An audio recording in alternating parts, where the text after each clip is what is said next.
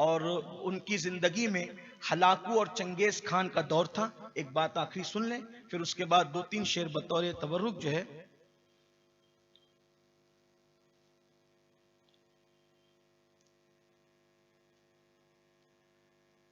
Hulagu Genghis Khan का दौर था, किसी ने भी मुकाबला नहीं किया उसका। लेकिन जब कोनिया पर उसकी फौज आई, कोनिया में जो चूंकि लोग बड़े बिगड़ चुके थे, जराइम पेशा हो चुके थे, कोनिया में फौज आई तो लोग बड़े परेशान हुए। बल्कि कोनिया में फौज आने वाली थी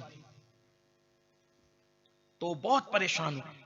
और उसी परेशानी के आलम में वो सोचते थे कि हल क्या है, कोई मुकाबला नहीं कर सकता, लोग पापी हैं, मुजरिम हैं, गाने गाते हैं, शराब पीते हैं, हराम खाते हैं, कौन मुकाबला करेगा उनका। तो किसी ने आकर के कहा इसका मुकाबला कोई एक ही करेगा। कौन करेगा? का वो जो आरिफ रूमी कमरा बन करके बैठा है ना तुम सबसे नाराज होकर, वही कर सकता है। जब तलवारें साथ दे दे, इश्क रहनुमाई करता है। इश्क इतनी पावरफुल चीज है कि आशिक से कोई नहीं जीत सकता। आशिक पर तो शैतान भी हमला नहीं कर सकता।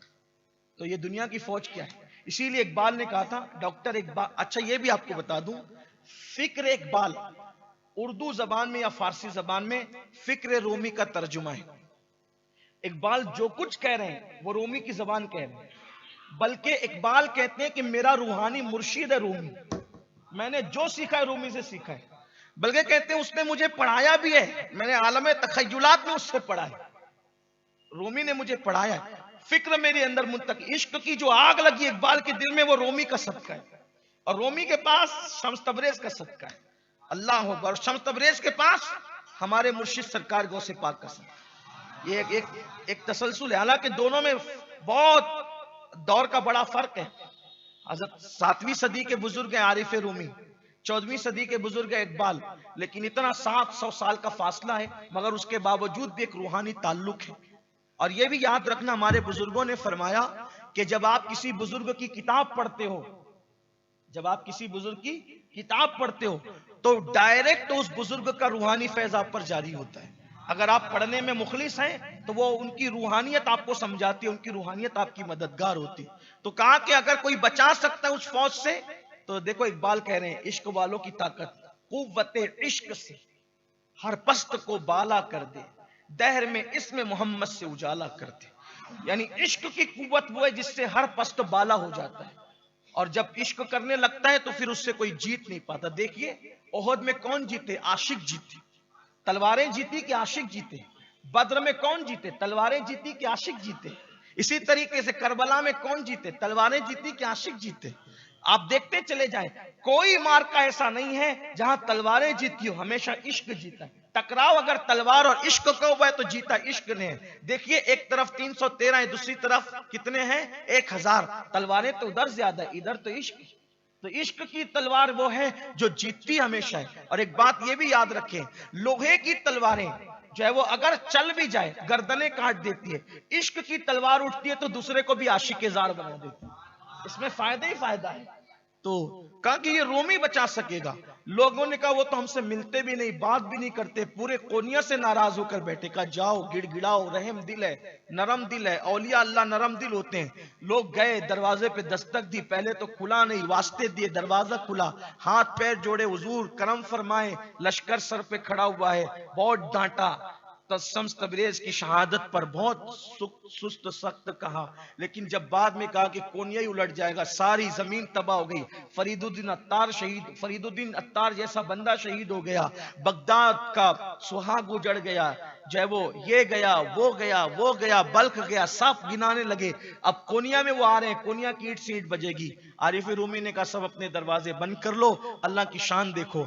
आप वहां से निकले गर्दन कंधे पे मुसल्ला लेकर, और एक टीले पर जहां पर फौज चारों तरफ से जो है वो कयाम किए हुए थी, टीले पे गए और जाकर नमाज शुरू कर दी।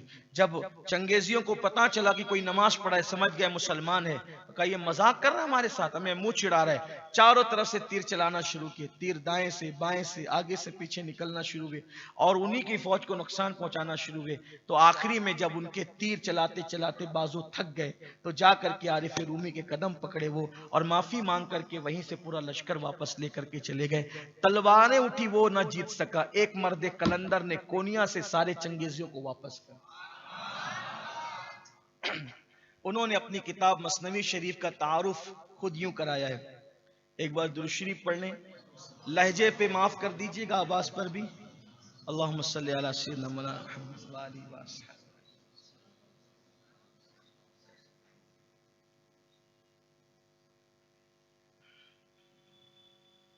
मसनवी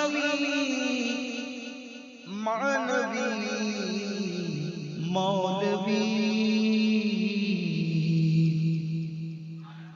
मसनवी मानवी मौलवी, हस्ते कुरान दर ज़बाने पहलवी। और जब शम्स तबरेज़ से मुलाकात हुई तो उन्होंने क्या कहा? सद किताबो सद वरक दरनार कुन। क्या सद किताबो सद वरक दरनार कुन, जान दिल रा जानिबे दिलदार कुन।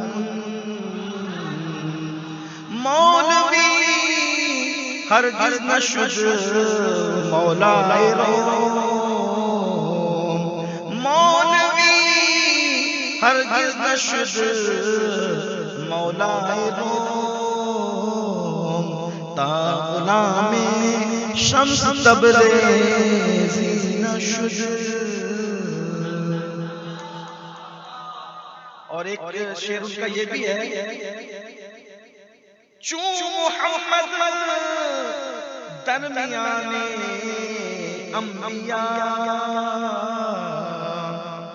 चू मोहम्मद दरमियाने अंबिया, गौसे आज़म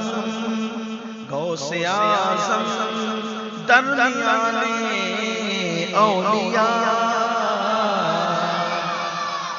ये उनका कलाम है, आप कभी पढ़िए, कभी बांसुरी के जरिए, कभी लैला मजनू के जरिए, कभी शेर चीते के जरिए वो कौम की इस्लाह करते हैं।